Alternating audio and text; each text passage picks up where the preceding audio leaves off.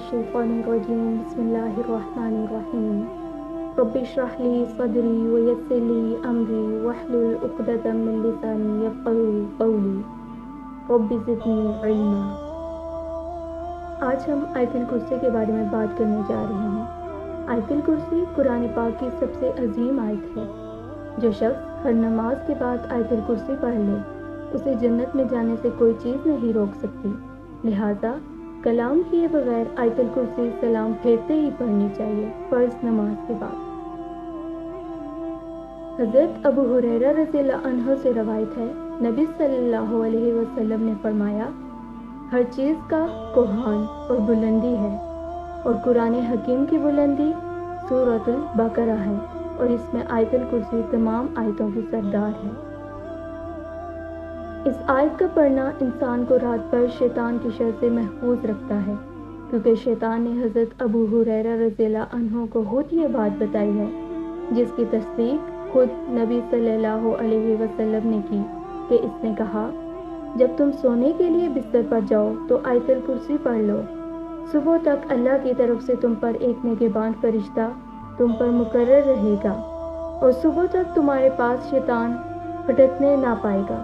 اور نبی صلی اللہ علیہ وسلم نے فرمایا، اگرچہ وہ جھوٹا ہے مگر اس نے سچ کہا، یعنی بات سچی ہے لیکن وہ جھوٹا ہے، وہ شیطان تھا۔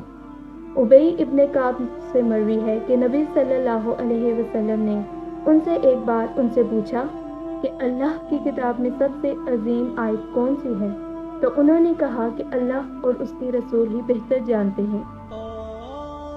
نبی صلی اللہ علیہ وسلم نے یہ سوال کئی بار دہرایا تو ابی ابن کعب نے کہا، آیت الکرسی۔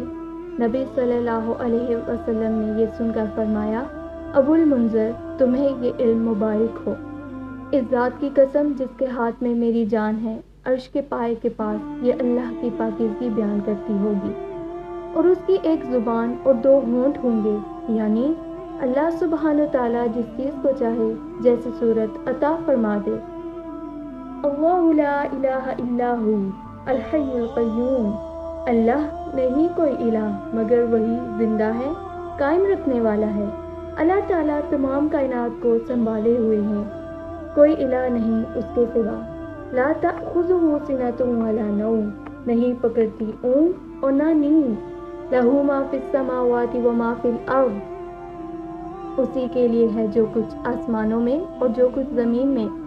من ذا الذی یشفع عندہ الا بإذنہ، کون ہے وہ جو سفارش کرے اس کے پاس مگر اس کے اذن سے۔ یعلم ما بین ایدیہم وما خلفہم، وہ جانتا ہے جو درمیان ہے ان کے ہاتھوں کے اور جو ان کے پیچھے ہے۔ ولا یحیطون بشیء من علمہ الا بما شاء، اور نہیں وہ احاطہ کر سکتے کسی چیز کا اس کے علم میں سے مگر جو وہ چاہے۔ وسع کرسیہ السماوات والارض، گھیر رکھا ہے اس کی کرسی نے آسمانوں اور زمین کو۔ یہاں بعض لوگوں نے کرسی کا ترجمہ حکومت کیا ہے جو کہ غلط ہے۔ کرسی ابن عباس کی روایت کے مطابق اللہ سبحانہ تعالیٰ کی قدم رکھنے کی جگہ ہے، فٹ سٹول۔ اس کی کرسی زمین آسمان پر چھائی ہوئی ہے، اور ساتوں آسمان اور زمینیں کرسی کے مقابلے میں اتنے ہیں جتنے کسی وسیع میدان میں چھوٹا سا رنگ ہو، یعنی سارے آسمان اور زمین جن کی وسعتوں کا اندازہ ہم نہیں لگا سکتے، اللہ سبحانہ تعالیٰ کی کرسی کے مقابلے میں کتنے ہیں، جیسے بڑے میدان میں بہت بڑے صحرا میں ایک چھوٹا سا رنگ پڑا ہو جو دور سے نظر بھی نہ آئے۔ تو اس سے اندازہ ہوتا ہے کہ اللہ سبحانہ تعالیٰ کی عظمت کا۔ وَلَا يَئُودُهُ حِفْظُهُمَا وَهُوَ الْعَلِيُّ الْعَظِيمُ، اس آیت کے اندر اللہ سبحانہ تعالیٰ کے 5 نام اور 26 صفات کا ذکر کیا گیا ہے۔ تو اس آیت کے اندر سب سے پہلا نام ہے اللہ۔ اللہ کا یہ نام بہت بابرکت ہے، بہت پاورفل ہے۔ قرآن مجید میں آتا ہے، تبارک اسم ربک ذو الجلال والاکرام، بہت بابرکت ہے تیرے رب کا نام جو جلال اور اکرام والا ہے۔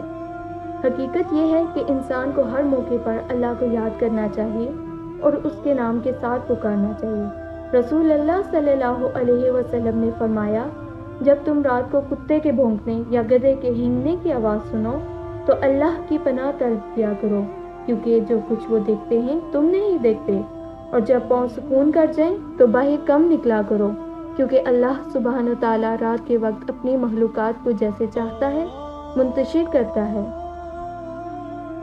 اور اللہ کا نام لے کر دروازے بند کیا کرو، کیونکہ شیطان وہ دروازہ نہیں کھول سکتا جسے اللہ کا نام لے کر بند کیا گیا ہو۔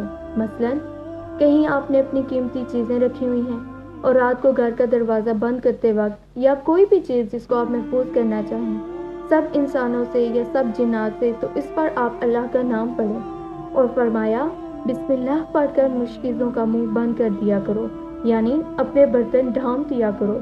اور اسی طرح جنوں کی آنکھوں اور انسانوں کی شرم گاہوں کا پردہ یہ ہے کہ جب بھی کوئی کپڑے اتارے تو بسم اللہ پڑھ لے، یعنی کپڑے اتارنے سے پہلے آپ بسم اللہ پڑھ لیں تو آپ ایک طرح سے محفوظ ہو جائیں گے، شیطان آپ کو دیکھ نہیں سکے گا۔ لیکن جو شخص اللہ کا نام نہیں لیتا وہ حقیقت میں شیطان کا ساتھی ہے۔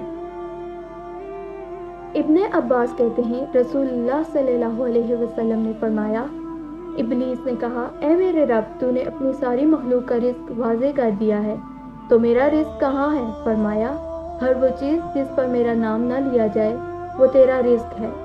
تو کچھ بھی ہم کھاتے ہیں جس پر ہم اللہ کا نام نہیں لیتے، اس وقت اللہ کو یاد نہیں کرتے، تو وہ ایک طرح سے ہمیں نہیں ابلیس کو فائدہ دیتا ہے۔ پھر اس کے بعد لا الہ الا ہو، الہ کا ذکر کیا گیا، اور لا الہ الا اللہ افضل ترین ذکر ہے، یعنی آسمان و زمین اور ان کے درمیان کی ساری چیزوں کو ترازو کے ایک پلڑے میں رکھ دیا جائے، آپ کی یہ بلڈنگ، پورا شہر، پہاڑ، سمندر، جو کچھ ہے، اور پھر آسمان پر جو ستارے ہیں ان سب کو اکٹھا کر کے سکیل کے ایک پلڑے میں رکھ دیا جائے، یعنی ترازو کے، اور دوسرے میں لا الہ الا اللہ رکھ دیا جائے، تو کہا تو کیا ہوگا؟ لا الہ الا اللہ کا پلڑا جھک جائے گا۔ تو اس سے آپ اندازہ لگا سکتے ہیں کہ لا الہ الا اللہ پڑھنا کتنا وزن رکھتا ہے۔ لا الہ الا اللہ پڑھنے سے ہی تو انسان جہنم سے بچ سکتا ہے اور جنت میں جانے کا مستحق ہو سکتا ہے۔ ایک شخص جس کے پاس بہت بڑے بڑے کام ہیں، دنیا میں بہت کچھ اس نے کیا، لوگوں کو فائدہ پہنچایا، دوسروں کے لیے خیر اور بھلائی کے کام کیے، لیکن اس کے ساتھ ساتھ اس نے کیا کیا؟ شرک کیا، تو اسے وہ سارے عمل برباد۔ اس کے برعکس ایک شخص نے لا الہ الا اللہ پڑھا لیکن اس کو کوئی بڑے کام کرنے کا موقع نہیں ملا، تو اس کلمے کی برکت سے وہ قیامت کے دن جہنم کی آگ سے محفوظ ہو جائے گا، اور اگر کسی وجہ سے وہ چلا بھی گیا دوزخ میں تو اسی کلمے کی برکت سے وہ اس سے باہر بھی آ جائے گا۔ لیکن جس نے یہ کلمہ نہیں پڑھا وہ ہمیشہ ہمیشہ کے لیے جہنم کی آگ کی نظر میں جائے گا۔ پھر اسی طرح اللہ سبحانہ تعالیٰ کی صفات الحی القیوم کا ذکر ہے، یہ بھی زبردست صفات ہیں، اور ان میں اللہ تعالیٰ کا اسم اعظم ہے جس کو پڑھنے سے دعائیں قبول ہوتی ہیں۔ اسی لیے ہم دیکھتے ہیں کہ بدر کے موقع پر جب حالات بہت تنگ تھے تو نبی صلی اللہ علیہ وسلم نے کن اسماء کو پکار کر دعا کی تھی؟ یا حی یا قیوم برحمتک استغیث۔ حضرت انس رضی اللہ عنہ کہتے ہیں میں نبی صلی اللہ علیہ وسلم کے ساتھ تھا کہ ایک آدمی نے دعا کی اور کہا یا بدی السماوات یا حی یا قیوم انی اسألک، اے آسمان کو عدم سے وجود میں لانے والے، اے زندہ، اے قائم رہنے والے، میں تجھ سے سوال کرتا ہوں، یعنی میں تجھ سے مانگتا ہوں اپنی ضرورت کی چیز جو آپ نے فرمایا۔ کیا تمہیں معلوم ہے کہ اس نے کس چیز کے ساتھ دعا کی؟ قسم اس کی جس کے ہاتھ میں میری جان ہے، اس نے اللہ کو اس نام کے ساتھ پکارا ہے کہ جب اس نام کے ساتھ اللہ کو پکارا جاتا ہے تو وہ دعا قبول کرتا ہے۔ آپ چاہتے ہیں کہ آپ کی دعائیں قبول ہوں تو یہ تینوں نام اپنے ریمائنڈرز میں لکھ لیجئے۔ جب بھی آپ چاہیں کہ آپ کی دعا قبول ہو تو پہلے اللہ سبحانہ تعالیٰ کو ان ناموں سے پکاریں اور پھر دعا کریں۔ قیامت کے دن جب لوگ جنت میں چلے جائیں گے تو جمعے کے دن اللہ سبحانہ تعالیٰ اعلیٰ علیین سے اپنی کرسی پر نزول فرمائیں گے، پھر اللہ سبحانہ تعالیٰ کرسی کو نور کے ممبروں سے گھیر لیں گے، یعنی کرسی کے ارد گرد کیا ہوں گے؟ نور کے ممبر، نبی آئیں گے یہاں تک کہ نور کے ممبروں پر بیٹھ جائیں گے، پھر اللہ ممبروں کو کرسیوں سے گھیر لیں گے، صدیق اور شہداء آئیں گے یہاں تک کہ وہ ان پر بیٹھ جائیں گے، پھر اللہ سبحانہ تعالیٰ کرسی پر چڑھیں گے، اس کے ساتھ شہداء اور صدیق بھی چڑھیں گے۔ یعنی اللہ سبحانہ تعالیٰ قیامت کے دن اپنے بندوں سے جس طرح ملاقات کر لیں گے اس کا ذکر کیا گیا ہے۔ صحیح الترغیب کی یہ حدیث ہے۔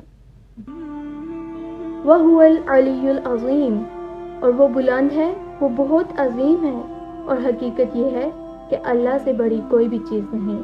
اس لیے ہمیں اللہ سبحانہ تعالیٰ کے ناموں کے ساتھ دعا مانگتے ہوئے خصوصاً تسبیح کرنی چاہیے۔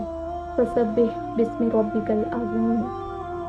سبحانک اللہم و بحمدک، اشہد ان لا الہ الا انت، استغفرک و اتوب الیک۔